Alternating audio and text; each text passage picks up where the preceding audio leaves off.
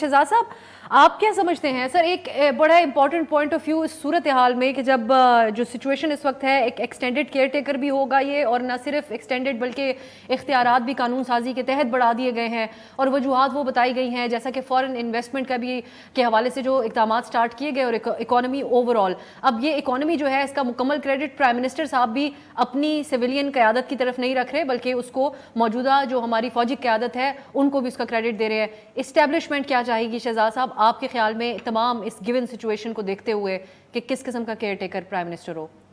اچھا، آپ نے تو بہت سیریس سوال کر دیا۔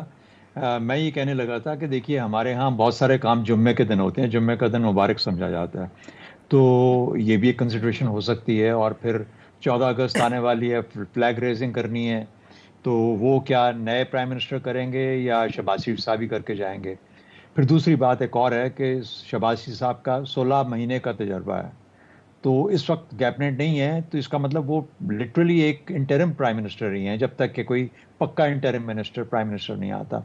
تو ایک ایسا آدمی جو کہ 16 ماہ جس نے پرائم منسٹرشپ کی ہے، اگر وہ اس وقت آپ کے اس ہفتے دفتر میں بیٹھا ہے تو یہ زیادہ ری ایشورنگ ہے بنسبت اس کے کہ ایک اور آدمی آئے گا جس کو کہ ہم بہت جلدی وہاں دیکھنا چاہتے ہیں، اور پھر یہ پتہ لگے کہ وہ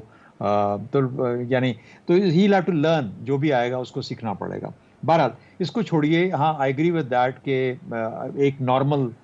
ملک کے اندر، ایک نارمل نیشن کے اندر یہ چیزیں وقت پہ اور بڑے پری ڈٹرمنڈ طریقے سے ہو جایا کرتی ہیں۔ ہمارے ہاں نہیں ہوئی، ہم نارمل ملک نہیں ہیں، نارمل حالات نہیں ہیں، اس لیے ہم ایک نارمل بیہیویئر بھی ہمارا نہیں ہے۔ کیوں نہیں ہو پا رہا؟ میری نظر کے اندر دیکھیے 3 بڑے اس میں اسٹیک ہولڈرز نظر آتے ہیں مجھے۔ ایک تو پی ایم ایل این خود ہے، اور پی ایم ایل این کے اندر 2 دھڑے ہیں، ایک نواز شریف صاحب کا اور شہباز شریف صاحب کا، اور ان کے اپنے ساتھی ہیں جو کہ اپنے ہی لوگوں کو جب نامنیٹ کیا جاتا ہے، ڈار صاحب کا نام آتا ہے تو کوئی ان کے خلاف ان کی پارٹی میں سے ہی آواز اٹھنا شروع ہو جاتی ہے، اور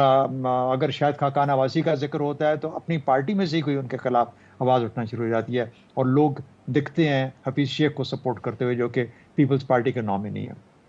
پیپلز پارٹی ہے جس کا کہ ہو سکتا ہے کہ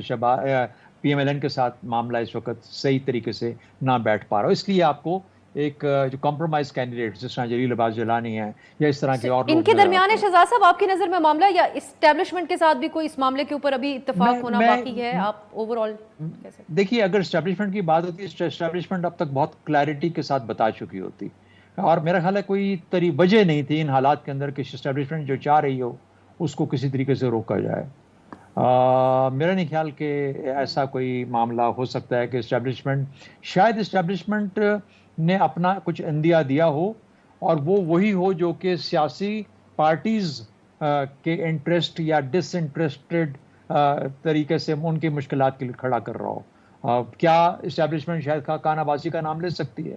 اگر وہ لے سکتی ہے تو پھر پی ایم ایل این کے اندر کیا مسائل آئیں گے؟ پھر ان کے دماغ میں یہ بھی ہوگا کہ جس قسم کا یہ چاہ رہے ہیں یا جس قسم کا ذکر کیا جا رہا ہے کہ اس قسم کا انٹرم پرائم منسٹر ہونا چاہیے، تو پروگرام کیا ہے؟ یہ سال کا ہے، 6 مہینے کا ہے، 1.5 سال کا ہے، کتنا لمبا پروگرام ہے؟ تو ہم لوگ جو سیاسی یعنی جو ابھی حکومت کر کے گئے ہیں یا پیپلز پارٹی جو ہے، وہ پھر اس کو کس طریقے سے کتنی دیر ہم انتظار کرتے رہیں گے؟ تو ایسا آدمی ہو جو کہ اس طرح کا بھی نہ ہو جس کو کہ 6 مہینے چلایا جا سکے، یہ 3-4 ماہ ٹائپ ہو تاکہ وہ اس سے خلاصی جلدی کی جائے اور پھر جلدی سے الیکشن کروا کے تو نئی سیاسی کو۔ تو میرا خیال ہے اس قسم کے مسائل ہیں جو کہ ریزالو نہیں ہو پا رہے، mostly lining with the political set up rather than the establishment.